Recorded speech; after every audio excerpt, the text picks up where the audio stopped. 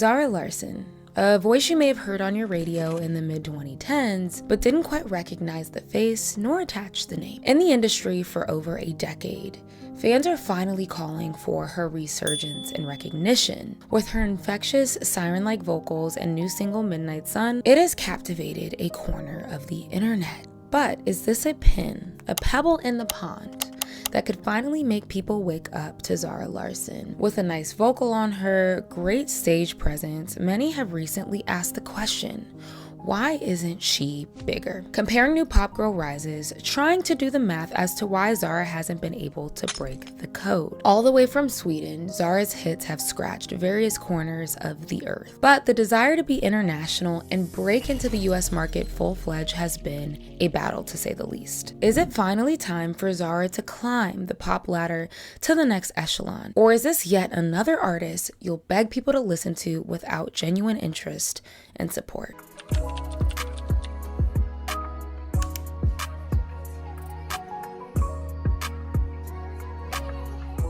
Hey guys, it's your girl Cameron and I'm back at it again with another video. And today we are going to be finally talking about Zara Larsson. I have had a lot of you guys request me to talk about her over the past year or so, and I have been waiting for that perfect moment, and she finally got me. She's one of those people who exist on like the Twitterverse. On the internet, there's a lot of people who hype up that talent and believe that she should be much bigger, but that support isn't necessarily translating over the past few years. And I really want to gauge the entity that is Zara Larsson, right? There's so many new pop contenders, new pop girl contenders, and this is the perfect moment. If you have a fan base, if you have the star power, it might be your moment to sneak in there, slip in there, and claim stage. When people recently saw that she would be opening for Tate McRae on her Miss Possessive tour, that created a firestorm of conversation, saying that in an alternate universe, it really should be Zara as the headliner and Tate opening for her. But as we know, the industry doesn't always respect time. Fifth studio album, Midnight Sun, is set for release in September, so it's coming. I want to discuss Zara's potential as of now. Is this the time to strike while the iron is hot? Comment down below. What do you guys think of Zara Larsson? Hit that subscribe button down below if you would like to see more commentary content just like this video. Thank you guys so much for watching, and let's get right into it. So we're going to start this video with a Cliff Note synopsis of her story. Zara Larsson, 97 born, is a 27-year-old singer from Stockholm, Sweden. And she tasted her first sip of stardom when she won Sweden's Got Talent in 2008 at only 10 years old, guys. 10 years old. And y'all know most folks discovered from a singing competition series has some vocals on them. But she was so young, obviously there was so much talent to be developed and honed. And then she'd go on to frequent some other singing competition reality shows in Sweden. One of them being I Shall Become a Star, where the concept of the show essentially was her and other young Swedish artists navigating and getting help to break into international fame, international stardom. And when she was younger, she remembers thinking, quote, "I worried my career might be over already at age 10. That's a harsh reality. So you can assume there's been this level of chasing, this level of anxiety, this level of wanting to constantly top yourself since she was 10 years old. I do have this ambition for validation, and like I do crave that.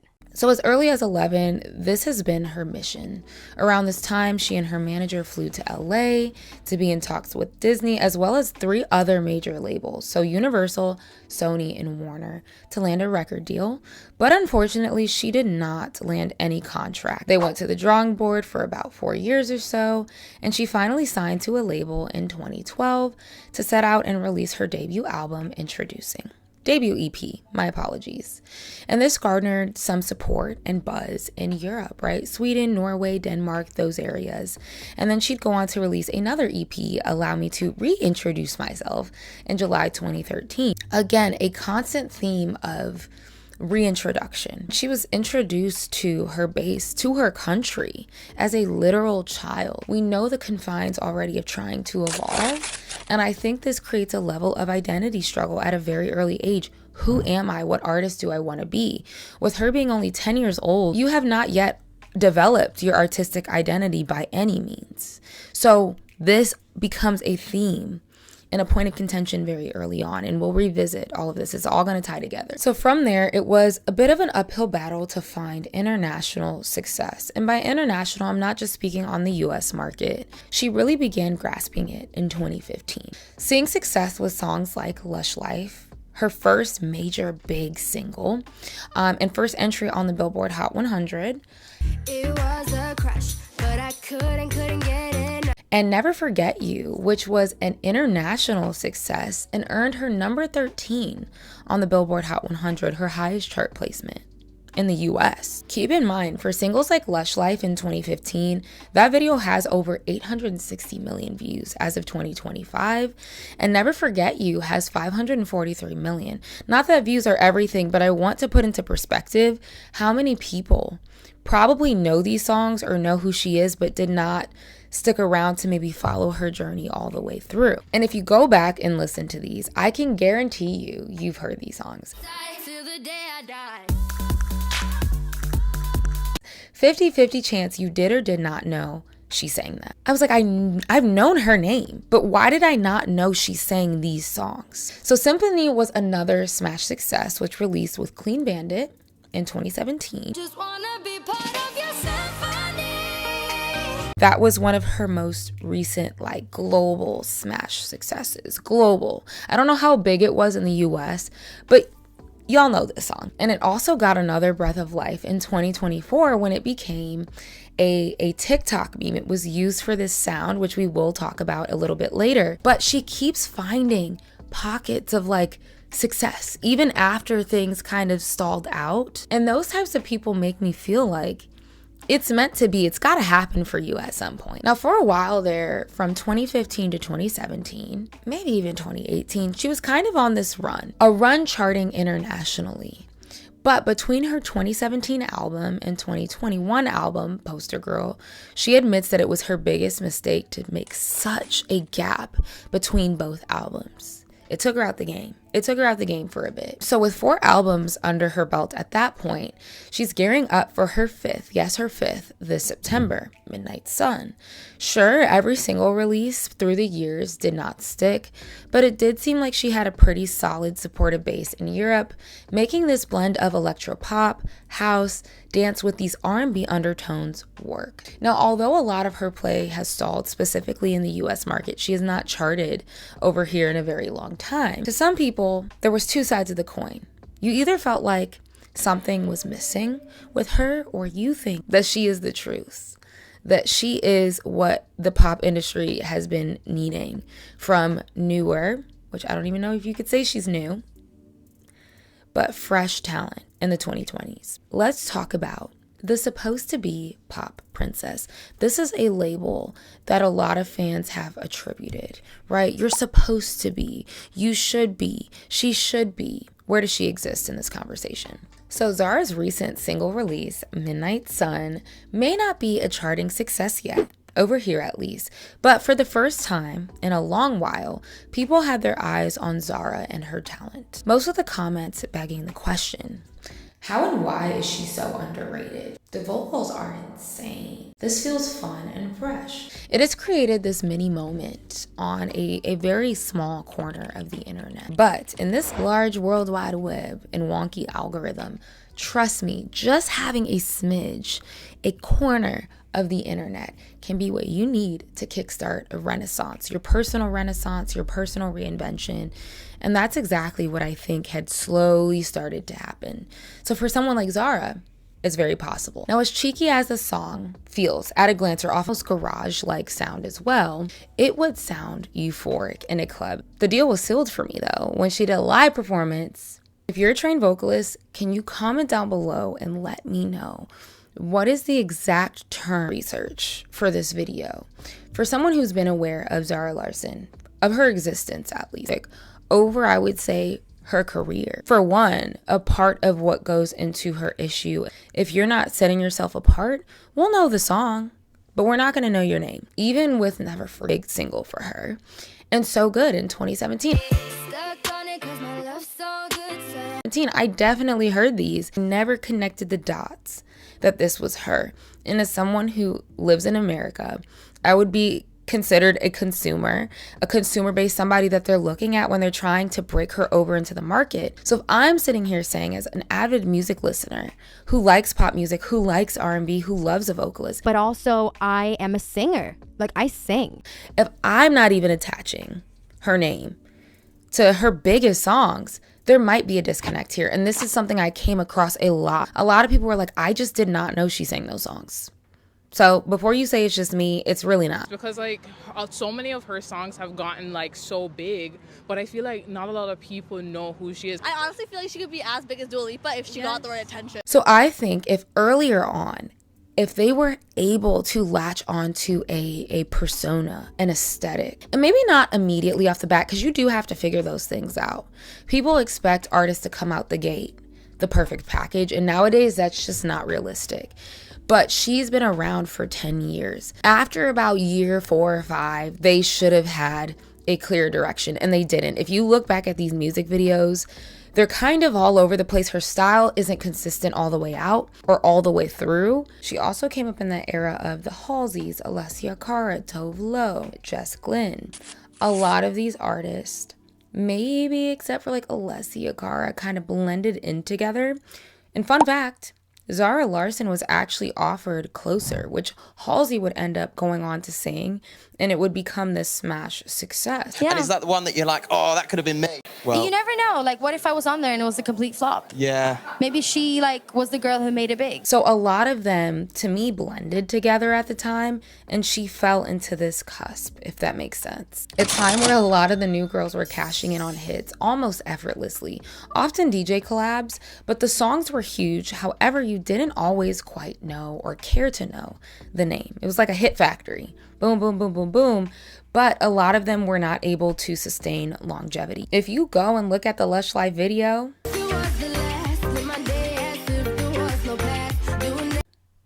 it's soulless, guys. Like, she literally looks so disengaged stylistically. Fashion-wise, they didn't really put in a lot of work to making sure she had the full package. I mean, this is a huge song. Huge. But her personality did not shine through. That could have really been anybody singing that song. It could have been anybody in that video. When I was trying to gather opinions for this video and really like gain a strong consensus, she makes catchy, formulaic pop songs. She has a good voice, but they don't always accentuate her voice. The delivery is meh. Retail-esque songs perhaps that you would hear in like a Forever 21 and in a commercial, with some people even saying it just sounds outdated. Even when she started to make music and continued to make music like past 2017, 2018, it all kind of lived in a similar sphere.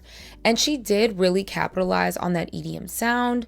She is from Sweden. They are very good with that electro EDM sound. So that a part of it was her stylistic choice, but once pop music moved past that, I know for a fact audiences over here were kind of over it. If she wanted to grow and expand as an artist, make what you want to make.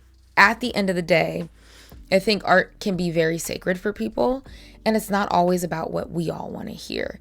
But when you are expressing that you want to reach that next level, that next echelon, you want to be this big star, you want to be the greatest, you have to keep evolving and shifting. And I don't think that she was evolving quick enough. But to spin this in a positive way, it gives her a lot of room to reimagine herself because, one, she already has a fan base. They may be a little more localized. They might be more so based in Europe, but she has a fan base. You're already starting 50 steps ahead than most artists trying to make it now. Two, there's people who know you but don't realize that they do.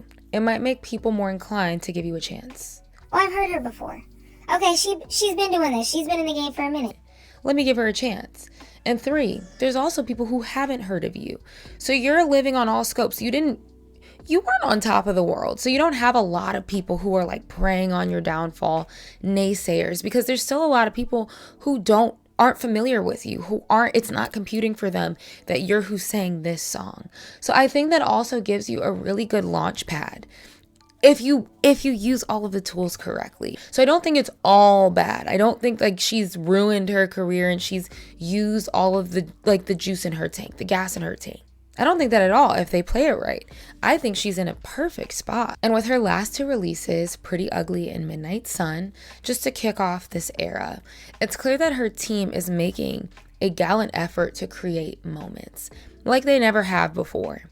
Looking at some of these music videos, as for Pretty Ugly, for example, I'm not the biggest fan of the song. Have you ever seen a pretty girl get ugly like this? Gotta give it a couple listen. It was the chanting for me that was a bit abrasive, especially starting it out like that, but it is memorable. And that is arguably half of the battle that she has not been able to overcome yet. So we're already starting at a better level, right? And now the choreography for her Pretty Ugly music video has been nominated for a VMA. Yes, for a VMA. So something is being done, something right. Whoever's on her creative team, her choreographer, they're really starting to find those things that make her her and make them stand out to accentuate them. And as for the choreography, I mean, she's a great mover. You can tell. As a fellow ballet girl myself, I love to hear and know that she trained at the Royal Swedish Ballet School at a very young age. You can see it in the way that she points her toes, her clean lines. You can see that background there. So I'm glad that they're really starting to implement that in a way that can really mesh with that pop star persona. And as for the Midnight Sun visuals, this video also exudes so much energy. She looks like a star. The way she carries herself, she's in it, she's on it, she's on. Like she did not come to play. Also for the performance bit where she's being held in the air, that's my kind. That is my type of carrying on. Like I support those kinds of antics through and through. And the other performance of Midnight Sun live in Sweden during a Midnight Sun, to be honest, vocally, the live version is probably best. The thematic nature of everything is really tying in together, and that's where she needs to find her sweet spot. And through the ebbs and flows of social media, we've learned that she has a big personality. She has a lot to say. She has a lot of opinions, a sense of humor. Boo, capitalism, boo! A lot of her opinions, her stances as a feminist, she stands for something. She has something to say. So it's not that she doesn't have a personality. It's not that she has nothing to say.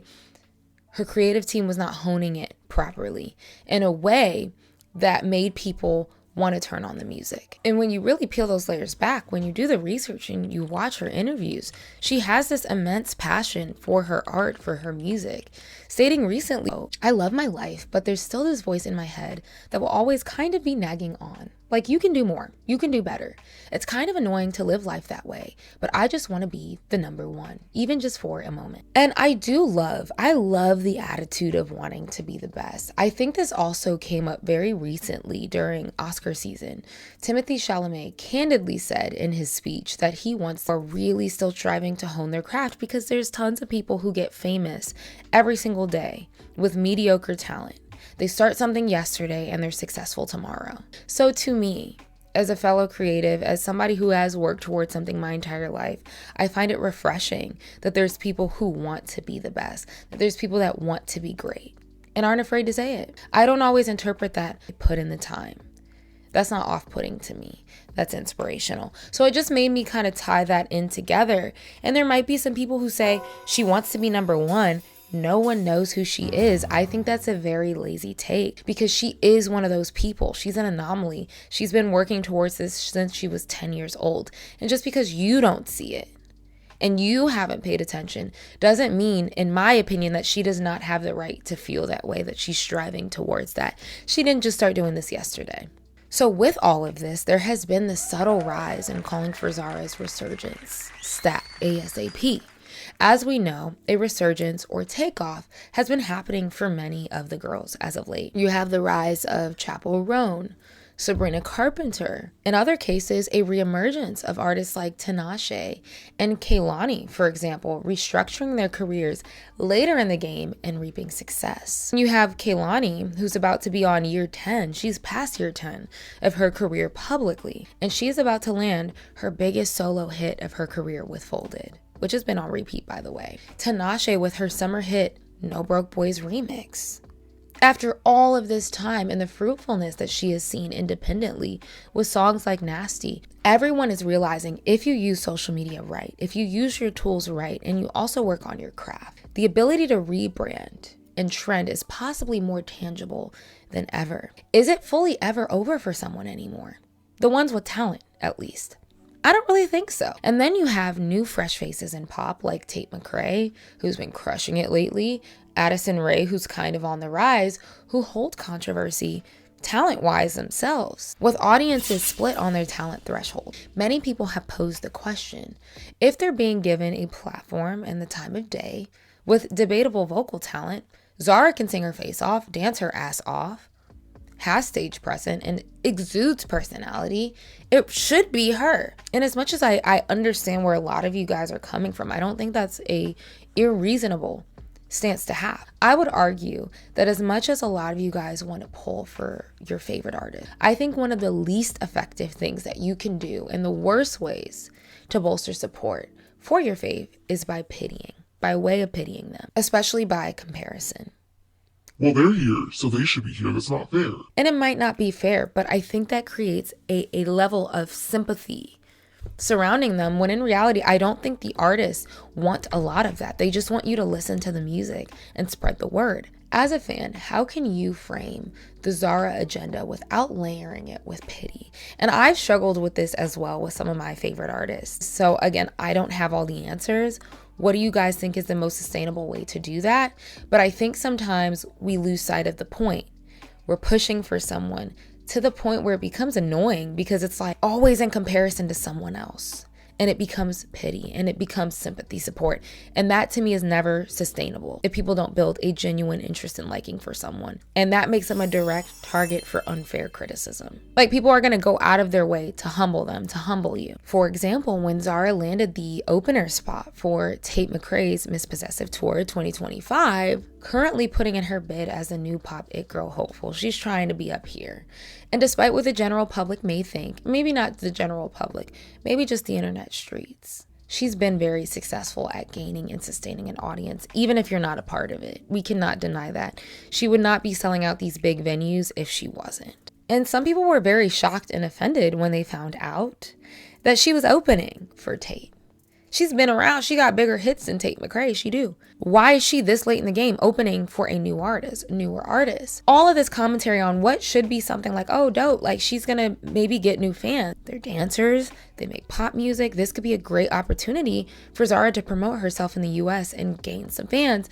It became negative commentary, right? People saying, I saw one tweet very specifically saying, this is like Beyonce opening for Miranda Cosgrove. And these tweets became viral and viral and viral. And as much as I know what you guys are trying to say, that doesn't really help her out.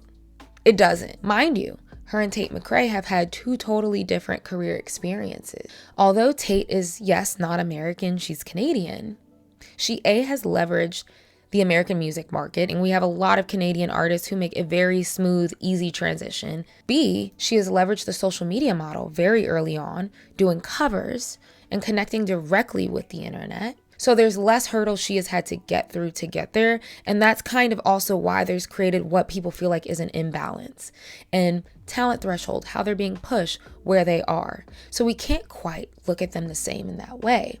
As Zara Larsson has had to constantly figure out and maneuver how to make it big in the US, even after her international success. And that brings us to this next part of the conversation to really take it home at this point, the international struggle. We have on this channel touched on the international artist conversation a few times, but more and more as of late, we are seeing international artists find success globally. America, however, has still been idealized as the big dog. Export, people trying to import their music here, a place where people seek legitimacy. And again, I'm going to say this, that's not me being elitist, that is just what it is. So yes, Zara Larsson, pretty girl. I'm sure many of you guys did not notice from this video or before this video that she is not American. When you hear her talk, slight accent, you wouldn't even know she's Swedish. So some people might say, then why would that be an issue for her? Let's talk about it. You have to think about entertainment industry infrastructure in certain countries. Sweden has actually had much pop success. Sweden is not a place internationally where music careers go to die. Like, there is a lot of fruitfulness that Swedish artists have seen and have contributed to the music industry. Music education, for one, is huge there. And according to Berkeley EDU Business, Sweden is one of the largest exporters of pop music in the world. Stockholm is also the birthplace of Spotify and SoundCloud, two inventions that have completely changed the way that we consume music. So famous Swedes that have made international waves include Zara Larsson, Tove Lo, Avicii, Max Martin, ABBA, Alesso, Red One, icon of pop. And we can't skip ABBA. Like, they are one of the most successful groups of all time. A lot of these artists did have to move to the US to pursue their career on a world stage, on the global stage. The talent is there, but sometimes you need a bigger machine and market to push you further. Mind you, many of the artists I listed are producers and songwriters. So you may think, okay, Cameron, you just said that pop music in Sweden is booming and they have great infrastructure and they're the largest exporters of pop. I don't think the international thing is her problem. And that's probably helped her export those songs and get them as big as they are. But that has not been able to sustain a solid global career for her yet. So yes, a place like Sweden has this edge musically in a lot of ways. But for example, a place like UK that's not very far has a larger music market and global touring hub. For example, the top 3 global music markets are number 1, the United States, number 2, Japan, and number 3, the UK. Sweden does not crack the top 10 in that conversation when we talk about a global music market. So, does Sweden have that same pull? Maybe not. And this is something that Zara has had push and pull with. As much as Sweden has been a game changer for pop, you look at Max Martin, who has written, I think, the most number ones. He's had his hand in the most number ones over the last 21st century, something crazy like that. They have had a hard time breaking a solo artist or a big major act outside of a producer or a songwriter. It's been hard. So I think that's why in Zara's new era, she's really beginning to hit the nail on the head. How do I make my Swedish background work for me, but also still appeal and cater to, let's say, an American audience? Started to apply certain staples of Sweden and Swedish imagery in her music, weaved throughout the symbolism. Her song's inspiration and album title Midnight Sun directly draws from this natural phenomena called the midnight sun, which occurs in the summer above the Arctic Circle, where the sun remains visible at midnight, meaning continuous daylight, right? So you don't catch it until you really kind of know her background and where she comes from. You're like, wait, that was really smart to make that connection, and it creates a strong identity. Zara herself has said that breaking into the global market, particularly the US, has been very hard. Even though she's found success in Europe, she said that the expectations and cultural nuances of the US scene versus Europe are very different. She felt like when promoting in the US, she had to start over. It's time to break America. Like, everything she was doing was just completely the opposite. So yeah, even though it's still considered like the Western world, there's still such a difference. So I don't think her team did a great job all the time at cross promoting or figuring out the nuances of that. Here, people really want to get to know you. They want to see that humanity. And again, like I said, a lot of her stuff before, the visuals, the music, it wasn't giving a lot of personality. She didn't stand out as an individual. Is it her time? I actually think that we need to start reframing how we view underrated stars. While I do think she has the potential to be bigger, transparently, I don't think her music as a whole is wildly unique, at least to me. Vocally though, don't sleep on the vocals. Don't sleep on the vocals. But up until this point, I don't think that some of her music has properly accentuated. You have people like Chapel, Sabrina, Olivia Rodrigo, Billie Eilish, who have really tightened up their branding. I think that made all of the world. And it might make sense that all of this disconnect happened visually, because Zara said that her former artistic director didn't like her nor believe in her. Screenshots released of her ex-creative director body shaming her. You guessed it, leaked text by Azalea Banks. So it seems like when you have a team around you like that, who talk shit about you, who does not believe in your vision, who does not even care to curate a vision, that creates major pitfalls. And that's exactly what happened here. So it contributed to the lack of an aesthetic ever being developed for her. If they ever want to see her crack the next echelon, and I think they're on the cusp of that, that's what she has to focus on. That's where they have to create like this perfect formula. Mind you, she's been a success.